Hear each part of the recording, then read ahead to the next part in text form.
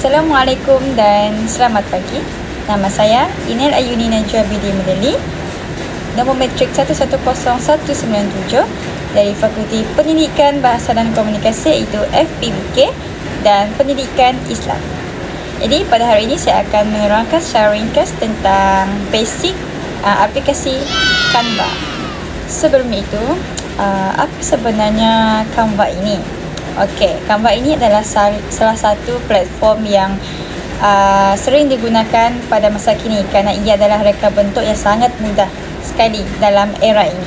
Secara mudahnya, ia adalah salah satu laman web dan aplikasi yang percuma yang membolehkan kita untuk membuat poster, banner, membuat video, slide presentation dan sebagainya. Yang paling seronoknya, ia datang dengan ribuan template yang telah sedia ada.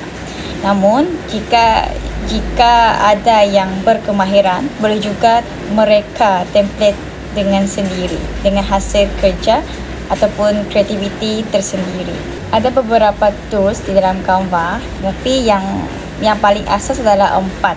Okey, yang pertama adalah teks. Maksudnya adalah teks seperti tajuk, subtopik untuk kita letak dengan tulisan besar ataupun huraian. Itu adalah teks. Kedua, iaitu elements. Elements ni kita boleh letak garis, ikon, bentuk, grafik dan sebagainya. Okey, dan yang ketiga pula adalah photos. Photos ni ada yang gambar yang sedia ada dalam Canva, kita boleh ambil secara percuma, dan ada juga yang telah berbayar, iaitu Pro.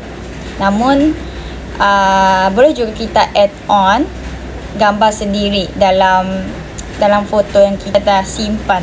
Dan yang terakhir, yang keempat adalah colors and fonts, yang mana kita boleh ubah dengan klik sahaja untuk menjadikan kita punya presentation lebih menarik, kita punya hasil kerja lebih menarik. Iaitu kita tukar dari segi dia punya jenis tulisan, warna menjadi lebih menarik. Jadi di sini saya boleh simpulkan bahawa dengan menggunakan Canva ini, kita sebagai pengguna baharu pun boleh menghasilkan kreativiti yang baharu dan dengan lebih profesional tanpa bantuan orang lain. Dengan kemudahan yang ada, jadi gunakanlah dengan sebaiknya. Itu saja daripada saya, apa yang saya faham dan apa yang saya cuba ringkaskan dengan sesenang yang mungkin. Terima kasih.